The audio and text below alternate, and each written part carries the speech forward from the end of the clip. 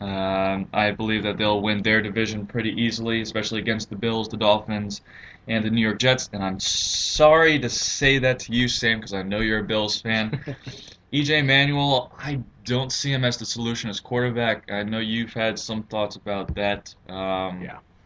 Do they have a new quarterback? They have Matt Castle, who I think is probably going to be the starter. They're a team, I think they can make the playoffs. I think they're a top five defense, and Rex Ryan can make them the best defense in the league. That's no question. It's just a matter of their offense. They upgraded at running back with Sean McCoy. I think he'll be great. Fred Jackson as a backup will be fantastic because he's one of the best running backs in the league, and he's mid 30s and he's still being productive, which is a rare thing to see in the NFL. It's just a matter of the quarterback position. That always is a big position in the NFL. Again, this is a league where you pass a lot, but this is a team where we're more than likely going to be a run team and defense type of team, just like the Jets early on in Rex Ryan's career. So we'll see how that goes. Again, do I think EJ Manuel can be productive? Yes. But do I think he needs maybe another season on the bench? Yes. You saw last season in his early starts, he did not look comfortable in the pocket. Maybe he did this offseason. It'd be nice because he's a 6'5", 250-pound quarterback who's mobile, which would be fantastic. But if not, I'm okay with settling with Matt Castle. I think he has been productive. Again, with the Patriots, the 1 year that Tom Brady was out, they won 11 games. He wasn't as great in Kansas City, but it's really hard to be a good quarterback once you leave New England, apparently. So realistically, those are my expectations for the Bills. I'm gonna do my top four picks, or not top four picks, top four teams in the AFL, and then the top four picks in the Ashley? NFC, yes, and AFC. AFC. Wow, Yeah. I'm really blowing my mind right now. It's okay. For the AFC, even though Tom Brady is going to be suspended, and I don't think he'll win his appeal, I still think the Patriots will be number one in the AFC East. For the AFC North, I'm going to go with the Bengals. I do believe that this is going to be their breakout season. I don't see the Steelers having much of a defensive stance. AFC South, I'm going with the Colts. The Texans will give them a run for their money, but Andrew Luck is just one powerful quarterback. And the AFC West, I'm going to go with the Denver Broncos. With the NFC East, I'm going to go with the Dallas Cowboys. It's always a toss-up in the NFC East. Recently, the Eagles have lost LaShawn McCoy. I think he was their playmaker, and Philadelphia Eagles quarterbacks are pretty much who knows who's going to start. I'm guessing Tim Tebow. I'm hoping Tim Tebow. Let's go, Tim.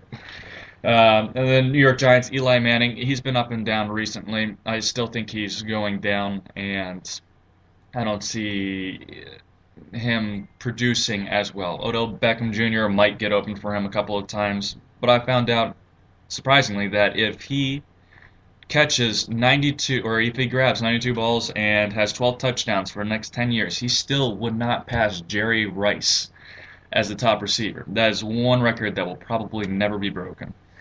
For the NFC North, Green Bay Packers. I'm biased. I'm going Shocker. with that. Very big shocker, I know. Shocker. NFC South, I believe the Carolina Panthers could do it again. I think Cam Newton has been well. I know that the NFC South was one of the worst divisions, if not one of the worst teams, because none of them broke 500. So it was, I would say it was an awful division. Probably, yeah. And NFC West, it's going to be Seattle Seahawks or the San Francisco 49ers. I could see the 49ers actually going past the Cardinals, who had a fantastic defensive season. But realistically, Seattle Seahawks will probably be going back to the playoffs. All right. I mean, I'll give my picks later, but I'm not gonna lie. I can't really disagree with any of those picks for the just overall NFC. I'm picking Seattle. It's really hard to beat that defense, and when you're paying Russell Wilson less than $1 million, you can sign really good players elsewhere. So it's really good. AFC. I mean, look, it's New England, and that's everybody else. All right. They're the best team in the AFC. They've been consistent, and as long as you have Tommy Brady playing quarterback, he's going to be pretty good, and that team will be really good. So switching from football to football, women's soccer here, 5-2 final for USA over Japan in the Women's World Cup final. If you missed the first 15 minutes, you were probably disappointed because Carly Lloyd scored a hat trick in the first 15 minutes, which is pretty impressive. And now they're partying like it's 1999, number one, And number two, it's kind of interesting to see how women's soccer has developed in the last 15 years since they won the Women's World Cup. Obviously, if you'd followed soccer back then, Mia Hamm was a star, and she still is somewhat relevant nowadays because she is essentially the Pele of U.S. soccer. Um, but now Carly Lloyd has stepped up into that. Alex Morgan stepped up in that role. Abby Wambach's been a veteran for a while. Christine Rampo, who actually played on the 99 team and was on that roster when they won the last World Cup, she's 40 and she's still killing it. That's insane to me. Just to think that is still possible. Again, 16 years in between World Cups. At least in women's soccer for the USA, they've been the favorite since their the first World Cup back in '91, winning the third World Cup. For me, it's going to be interesting because now, again, social media has been such a big aspect in terms of marketing. It's kind of interesting to see how the U.S. women's soccer team has been on SportsCenter, they've been on Good Morning America, they've been on every show possible. So we'll see how long that lasts. One of the interesting articles that I read, and I see you pulling up ESPNW.com, it's kind of interesting to see how that overall Germany, I think their payout was 35 million for winning the World Cup, whereas the U.S. women's team was somewhere around between 2 and 5 million. So obviously a big discrepancy. Again, let's be honest, it's FIFA. They're corrupt. All right, look, I'm not gonna argue with that. But overall, it's that there's still a big gap between men and women's sports. So they need to narrow down that gap sooner or later, and I think that this is another step forward for them.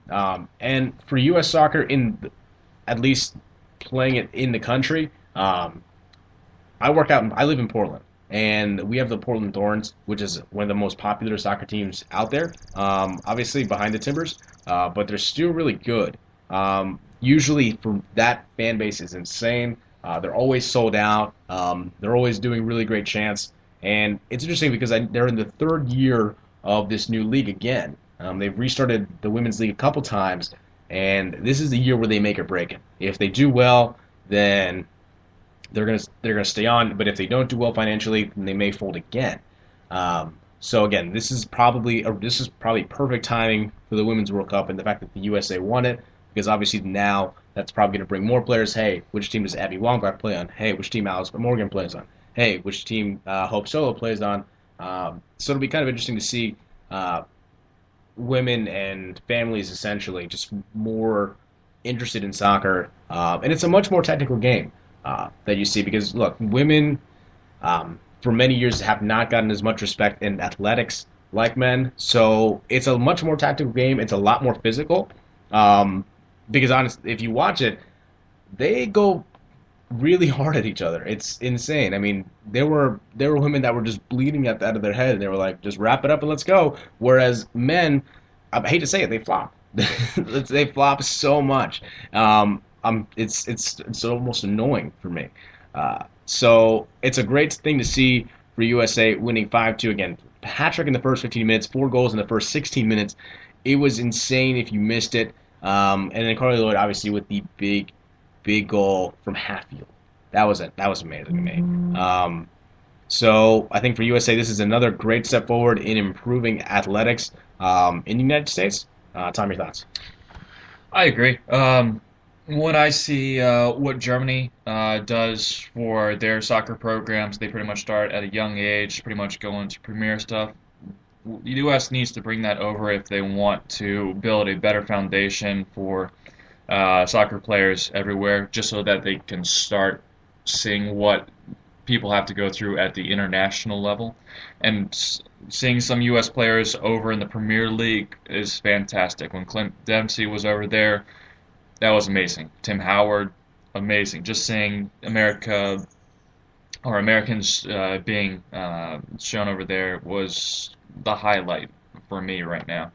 Um, but yeah, as you were saying, women are pretty much strong in sports right now. I just saw the other day, Cristiano Ronaldo gets hit in the face, flops.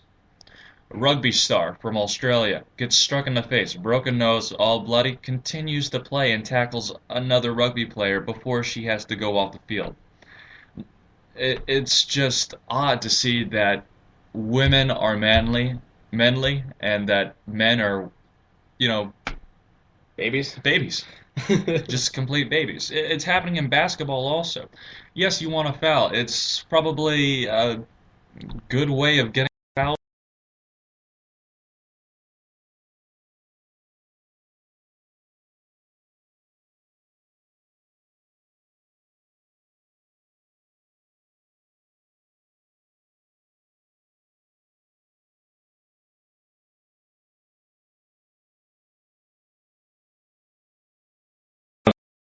Love and essentially after this weekend.